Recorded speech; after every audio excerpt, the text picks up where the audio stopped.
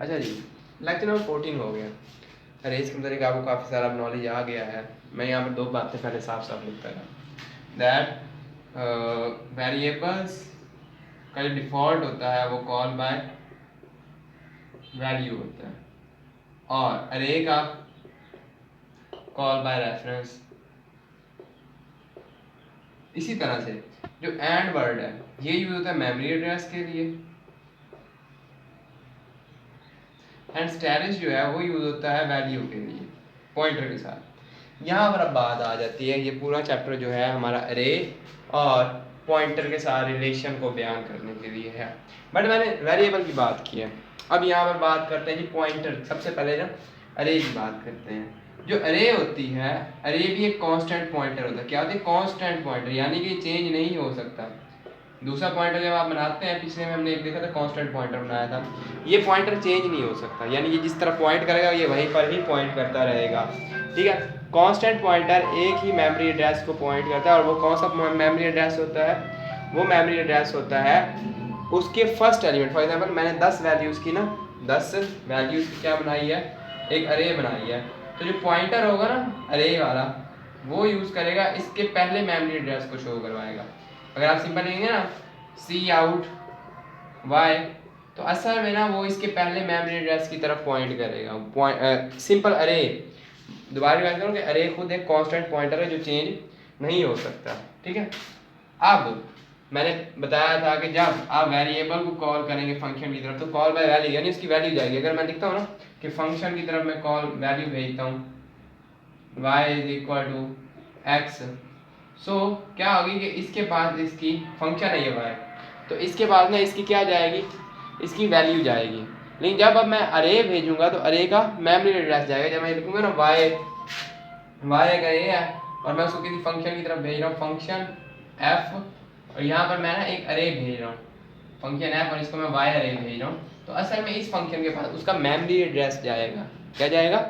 Memory address. इसके लिए हमने बहुत से प्रोग्राम आगे 4-5 बनाने हैं, उसमें हमें कंफ्यूजन होगी कि हमारा हम भेज तो अरे रहे होंगे सिंपल इस तरह लिख के, लेकिन हमें वो मेमोरी एड्रेस शो करेगा। क्यों?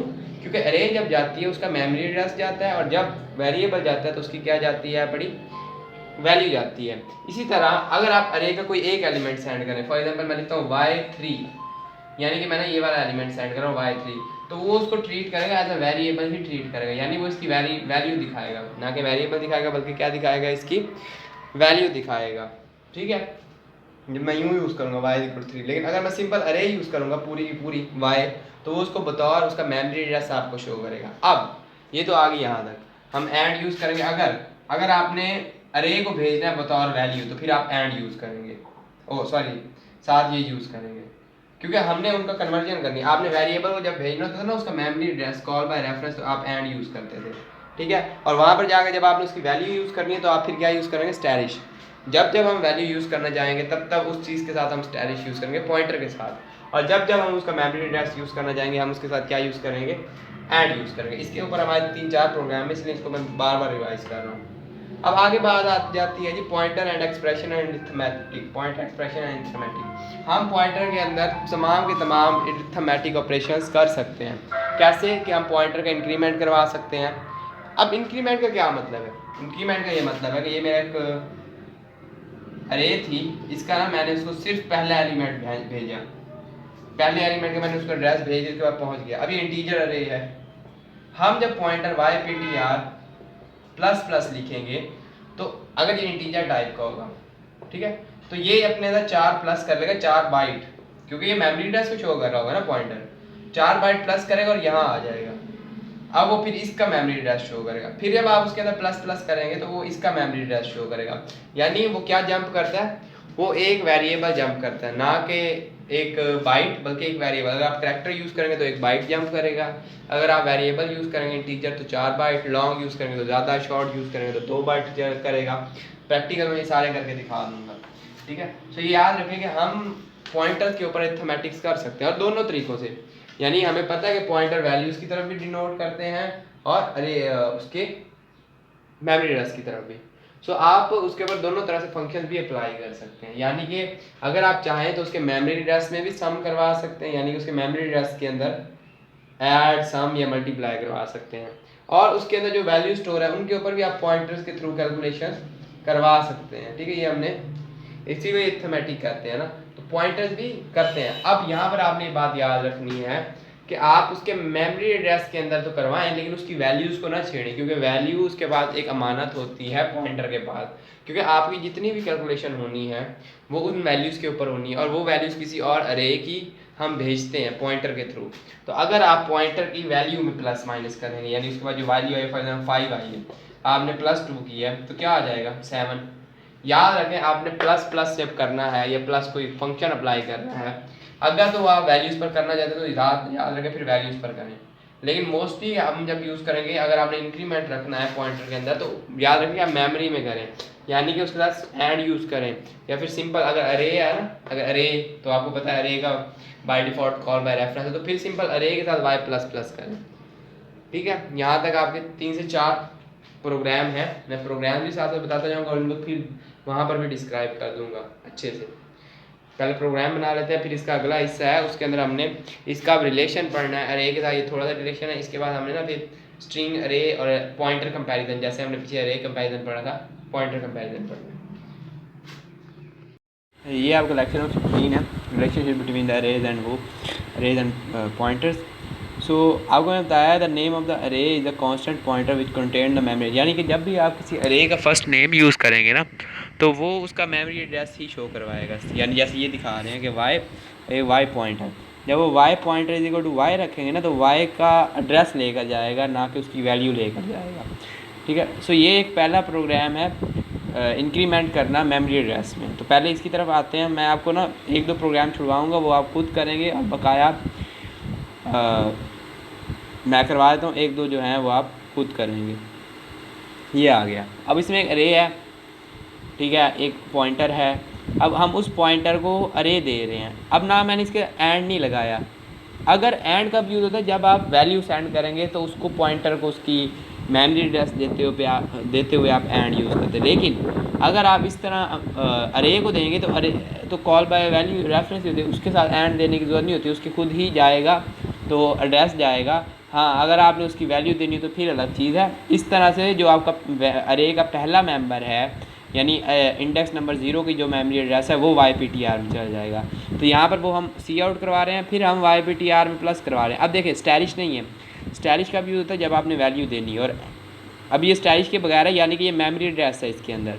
तो अब हम मेमोरी में एक प्लस करवा रहे हैं, और मैंने बताया जब आप मेमोरी में प्लस करवाएंगे तो वो मेमोरी को जंप करेगा। अब इंटीजर टाइप किया तो वो 4 बाइट्स जंप करेगा, और फिर हम उसको सी आउट करवा रहे हैं। अब रन करके देखें तो जी पहले है 0 × 2 22 ऐसी 20, और फिर है 24, यानी 4 बाइट ही उसने की है। हम इधर ना अरे को सिर्फ चेंज कर देते हैं, यहाँ पर ना हम करैक्टर बना लेते हैं, वाई को ना करैक्टर अरे बनाते हैं ताकि आपको अच्छे से समझ आ जाए जंप वाली बात। अब मैं इसको फिर से रन करूँगा, ठीक है। तो देखें यहाँ पर ये करैक्टर के लिहाज से ये दिखा रहा है, ठीक है। करैक्टर अरे नहीं, हम कुछ और यूज़ कर, करैक्टर अरे अभी हम नहीं पढ़ी, आपको नहीं पढ़ाई। हम यहाँ पर ना यूज़ कर लेते हैं शॉर्ट, यूज़ कर लेते हैं short is for the 2 byte of integer, so हम शॉर्ट यूज़ कर लेते हैं। अब वो सिर्फ 2 बाइट ही जंप करेगा, यानी पहले 30 था अब 32 हो गया, ठीक है। सो आपने जब भी कैलकुलेशंस करनी है पॉइंटर्स के लिहाज से ना, तो हमने फिर उसको याद रखना है कि हम पॉइंटर के अंदर इंक्रीमेंट करें, मेमोरी एड्रेस के अंदर इंक्रीमेंट करें, वैल्यू के अंदर ना करें। When a pointer is incremented it actually jumps the number of the memory space according to the data type that it is pointing to, यानी कि जिसको पॉइंट कर रहा है उसके लिहाज से ये जंप करता है। हाँ, जब आपने ना उसको कोई इंडेक्स सेंड करना है ना, फॉर एग्जांपल यहाँ पर आपने वाई सिंपल दिया है, यहाँ पर आपने वाई दिया उसको, तो उसने ना खुद ब खुद ही उसके वाई 0 का, क्योंकि मैंने पहले बताया कि जो अरे होती है वो इंडेक्स नंबर 0 का अपने पास रखती है एड्रेस, तो उसने आपने इंडेक्स नंबर 0 का दिया। लेकिन अगर मैंने इधर y3 का देना हो तो मैं y3 दूंगा तो वो मुझे एरर देगा। क्यों? क्योंकि एक सिंपल वेरिएबल, मैंने बताया कि इंडेक्स को जब आप भेजेंगे कोई एक ख़ास वेरिएबल को, तो फिर आप साथ एंड लगाएंगे। अब एंड लगाएंगे तो अब आपको वो उसका एड्रेस दिखाएगा, और फिर उसमें 2 ऐड करके 38 दिखा रहा है। क्लियर है ये चीज़? इसके बाद हमारा जो अगला प्रोग्राम है वो है पड़ा सेम एक अरे है पड़ी, और उसके ना वेरिएबल है, उसके ऊपर अरिथमेटिक है। हम प्रोग्राम देखते हैं, प्रोग्राम के साथ साथ समझते जाएंगे।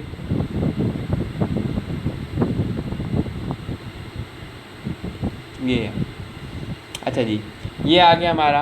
अब ये देखें, ये हमारी एक अरे, ये एक हमारी अरे है 10 की, और इसके अंदर ये डाटा स्टोर्ड है। हमने एक पॉइंटर बनाया और पॉइंटर को ना उसका कौन सा नंबर दे रहे हैं, 0 नंबर दे रहे हैं। फिर हम कह रहे हैं जी y5 हमें दिखाओ।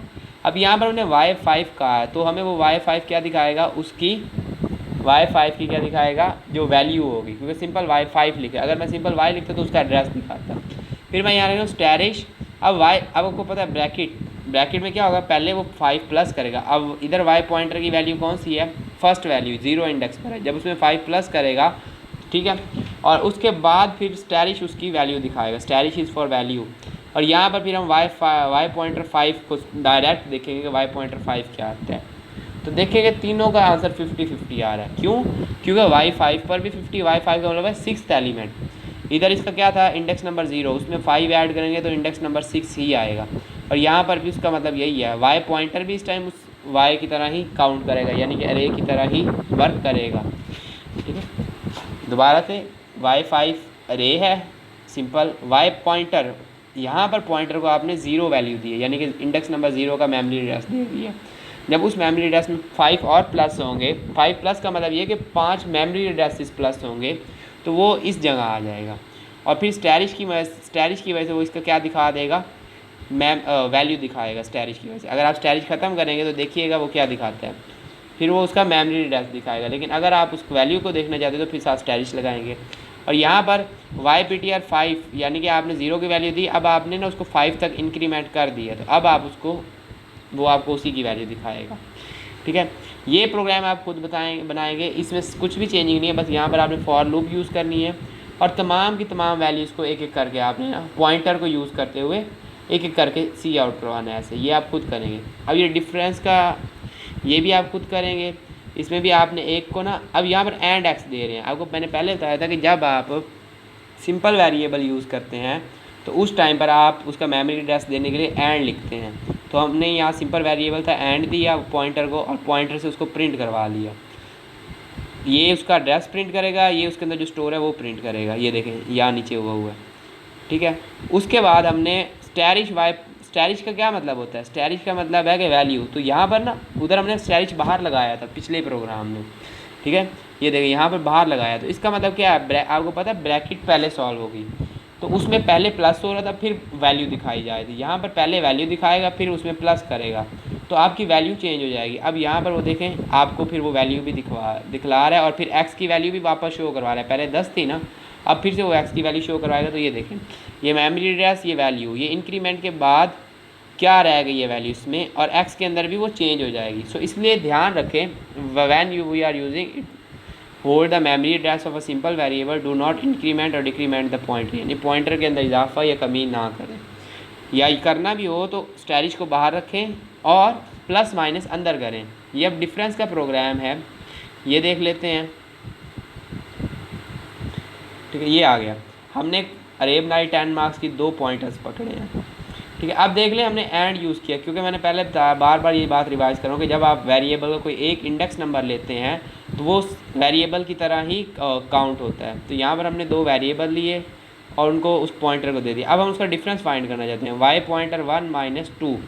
अब देखें 1 जो है वो 3rd नंबर पर है और जो 2 है वो 0 नंबर पर है, तो 3 माइनस 0 मीन्स टू से 3 आएगा आंसर। ठीक है, रन करते हैं, डिफरेंस इज 3। यहीं पर ना मैं कर देता हूँ y पॉइंटर को, मैं कर 1 को 2 को पहले लिख देता हूँ और 1 को मैं बाद में लिख देता हूँ। अब देखें अब वो क्या करेगा, अब वो 0 में 3 माइनस करेगा तो -3। और यहाँ पर वो किस चीज़ में फ़र्क कर रहा है, वो अब हम y पॉइंटर 2 लिखा है ना, स्टैरिश लिखा है ना कुछ, तो वो उसके मेमोरी एड्रेसेस को माइनस कर रहा है। आपको पता है उनका मेमोरी एड्रेस जब अरे शुरू होती है तो एक नंबर शुरू होती है और चलती जाती है, कंटिन्यूटी होती है। तो यहाँ पर वही चीज़ वो दिखाना चाह रहे हैं कि इसके अंदर ना कंटिन्यूटी होती है। ये 3000 फर्स्ट है और अब यहाँ से उठें और ये y3 यहाँ पर 3012। अब इनके अंदर जब आप माइनस करेंगे तो आपका 12 आ जाएगा। अब 12 आपको पता है 4 बाइट का एक इंटीजर होता है, 4 को 12 पर डिवाइड करेंगे तो हमारे पास कितना आंसर आता है 3। तो वो आपको कन्वर्ट करके ही 3 देगा। ठीक है, यहाँ तक ये आपके तमाम प्रोग्राम्स मैंने बनवा दिए हैं। इससे आगे हमारा अगला शुरू हो रहा है पॉइंटर कंपैरिजन का। ये एक प्रोग्राम आप खुद बनाएंगे। ठीक है, इसके अंदर 2 पॉइंटर्स आप फिक्स करेंगे और उनको कंपेयर करेंगे। पहले तो 2 वैल्यूज़ इनपुट करवाएंगे यूज़र से, ठीक है। फिर पॉइंटर की वजह से ना देखेंगे जी वो बड़ी ग्रेटर देन या smaller than. Same if else वाला हमने पहले यूज़ किया था, बस उसमें वेरिएबल यूज़ किए थे। इसके अंदर आप पॉइंटर यूज़ करेंगे। Is it?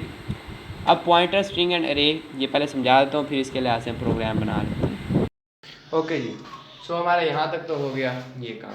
अब आगे बात आ जाती है हमारी पॉइंटर कंपैरिजन की।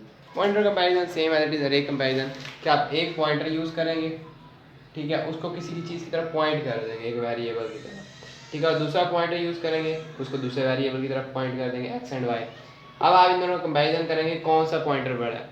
तो आप बतौर मेमोरी एड्रेस भी कंपेयर कर सकते हैं, यानी देखें किसका मेमोरी एड्रेस बड़ा है। तो हम क्या यूज़ कर लेंगे एंड, ठीक है, वैल्यू देते हैं हम क्या यूज़ कर लेंगे एंड, और यहाँ पर भी इसी तरह पॉइंटर को। नहीं, अगर आपने वैल्यूज देखने के या वो एक्स और वाई में वैल्यूज पुट करेगा तो आपने देखना है कि वो कौन से मेमोरी एड्रेस में ज़्यादा वैल्यू पुट करता है। तो हम सिंपल उस तरह से भी इनको कंपेयर कर सकते हैं। एक छोटा सा प्रोग्राम है वो बनाएंगे, क्योंकि कंपैरिजन आप पहले से करते आ रहे हैं कि बस मुवाजना कर रहा होता है 2 वेरिएबल्स में, 2 अरेज में और यहाँ पर 2 पॉइंटर्स में, ठीक है। इसके बाद जो नेक्स्ट टॉपिक है ना हमारा वो है पॉइंटर, अरे and string. Pointer, string and अरे। अब स्ट्रिंग आपको पता है कि number of set of character होती है अरे। तो जब आप अरे जो स्ट्रिंग होती है वो सेट ऑफ अ करैक्टर होती है, और हम करैक्टर अरे के अंदर उसको स्टोर करवा सकते हैं। मैं करैक्टर अरे बनाता हूँ नेम नाम की, उसके अंदर मैं एक नेम स्टोर करवा देता हूँ, चाहे मैं उसको यूँ स्टोर करवा दूँ सिंपल लिख कर, हमने पढ़ लिया था डबल कॉमा में, या एक एक करके। ये हमने पीछे बहुत डिटेल में पढ़ा है, इसलिए इसको दोबारा समझा नहीं रहा कि अगर सिंगल सिंगल में रखेंगे तो आगे नल करैक्टर लगाएंगे, एंड होता है वो किसका, करैक्टर अरे का, और अगर डबल कोटेशन में लगाएंगे तो उसको लिख देंगे नल करैक्टर खुद ब खुद कंपाइलर लगा देता है।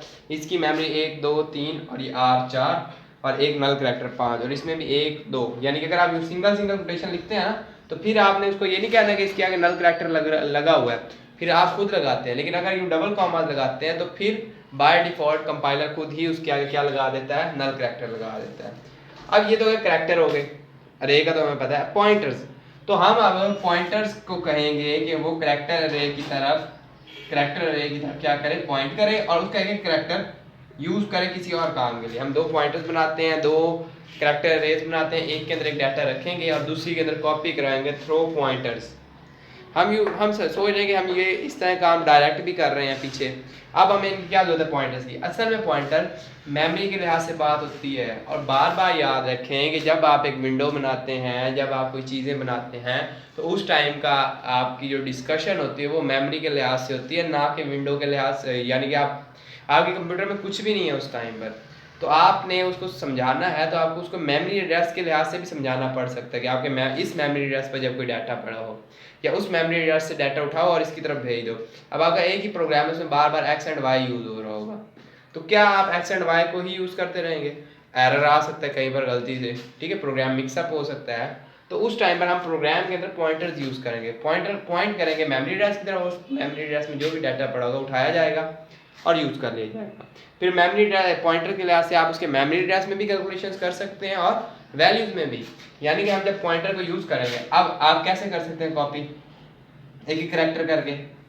अब पॉइंटर्स में हम क्या करेंगे, उसके मेमोरी एड्रेस में इंक्रीमेंट करते जाएंगे कि इस मेमोरी एड्रेस फिर इसमें और फिर इसमें, और दूसरे के ना मेमोरी एड्रेस में भी इंक्रीमेंट करते जाएंगे।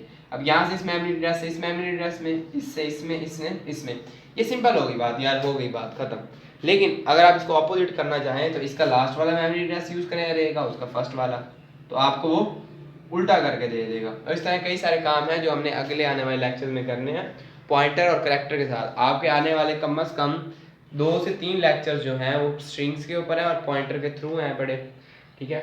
सो पॉइंटर के एक डिटेल्ड यूज़ है, और इसको बार बार लेक्चर नंबर 11 12 13 14 एंड 15 इसमें अरेज और पॉइंटर के मतलब डिटेल में समझाया गया। आप इनको बार बार देखें, अगर कोई क्वेश्चन है तो कमेंट सेक्शन में पूछें। इसके लिहाज से पॉइंटर कंपैरिजन के लिहाज से एक प्रोग्राम है, और स्ट्रिंग एंड अरे के लिहाज से वो मैं बनवा देता हूँ, आपको समझा देता हूँ। और ये इतना ही लेक्चर था, ज़्यादा डिटेल नहीं है, बट इन लेक्चर्स की डिटेल ज़्यादा नहीं है, बट ये कॉन्सेप्चुअल ज़्यादा है। अब मेरे लिहाज से जितना कॉन्सेप्ट मैं दे सकता हूँ मैं दे देता हूँ, आगे आप पे डिपेंड करता है। आप लोगों को कोई क्वेश्चन है, कोई इशू है, तो आप डायरेक्टली मुझसे कॉन्टैक्ट कर सकते हैं या फिर कमेंट सेक्शन में पूछ सकते हैं। ओके जी, सो हमारे यहाँ से आगे है आखिरी एक छोटा प्रोग्राम है, ये मैंने आपको समझा दिया कि जब आप यूँ करके इनपुट करेंगे, इंडेक्स बाय इंडेक्स में पुट करेंगे, तो यहाँ पर आपको नल करैक्टर भी लास्ट में लाजमी स्टोर करवाना पड़ेगा, नहीं तो वो आपको ना एक अनडिफाइंड एरर दे देगा, यानी कि वो आपको शो तो नहीं होगा, लेकिन आप अगर उसको प्रोग्राम में यूज़ करेंगे तो प्रोग्राम में गड़बड़ी आ सकती है। ठीक है, अब हमने ये प्रोग्राम बनाना है जी, 2 अरेज हैं हमारे पास, एक के अंदर डाटा है तो दूसरे के अंदर कॉपी करवाना यूजिंग पॉइंटर, यानी पॉइंटर को यूज़ करके हमने एक अरे से डाटा उठा के दूसरे में कॉपी करवाना है। तो क्या है कि हमने एक अरे बना ली, मैंने लिखा जी इट इज़ अ स्ट्रिंग 80 उसके करैक्टर हैं। दूसरी अरे मैंने बनाई, उसका नेम n रखा है, उसको भी 80 करैक्टर दिए, लेकिन स्टोर कुछ नहीं करवाया। 2 pointer e pointer and n pointer. E pointer मैंने दे दिया नेम वाली को जिसके अंदर कुछ ना कुछ स्टोर है, और एन मैंने दे दिया है सिंपल को जिसके अंदर कुछ भी स्टोर नहीं। अब देखिए ये अरेज हैं, तो जब आप इनको सिंपल लिखेंगे तो वो उसके बाद मेमोरी एड्रेस ही पहुँचेगा। अब वो कह रहे हैं जब तक ई पॉइंटर, अब ई पॉइंटर में डाटा पड़ा है यानी उसके अंदर लास्ट पर क्या है पड़ी, नल, तो जब तक कि आप नल तक यानी नल करैक्टर तक नहीं पहुँचते तब तक ये चलती रहेगी।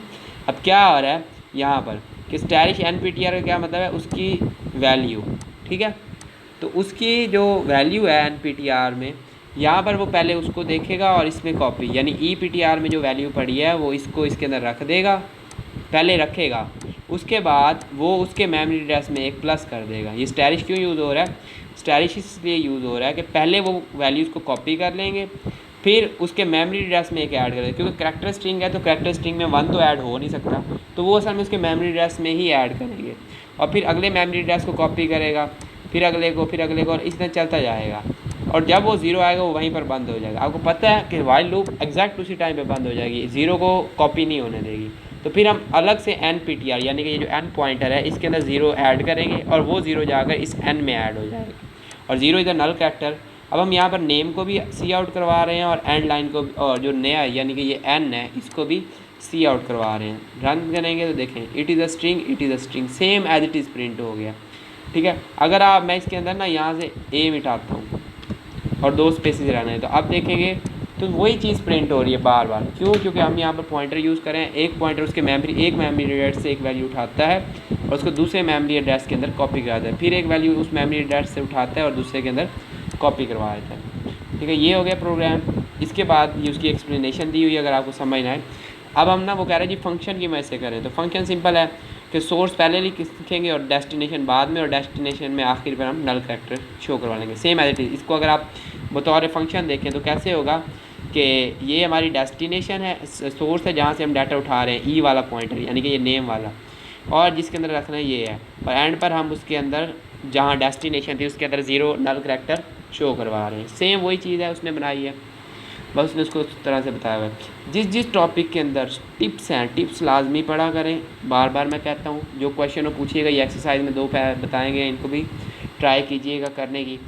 ठीक है, यहाँ तक आपके 15 लेक्चर एंड हो गया। हमारा आगे लेक्चर है pointers and multi dimension arrays, last chapter है पॉइंटर्स और अरे के साथ। बट यहाँ 15 लेक्चर तब आप इनकी अच्छी तरह प्रैक्टिस करें। कोई क्वेश्चन है तो कमेंट सेक्शन में आप लोग मुझसे पूछ सकते हैं या पर्सनली मैसेज कर सकते हैं। शुक्रिया।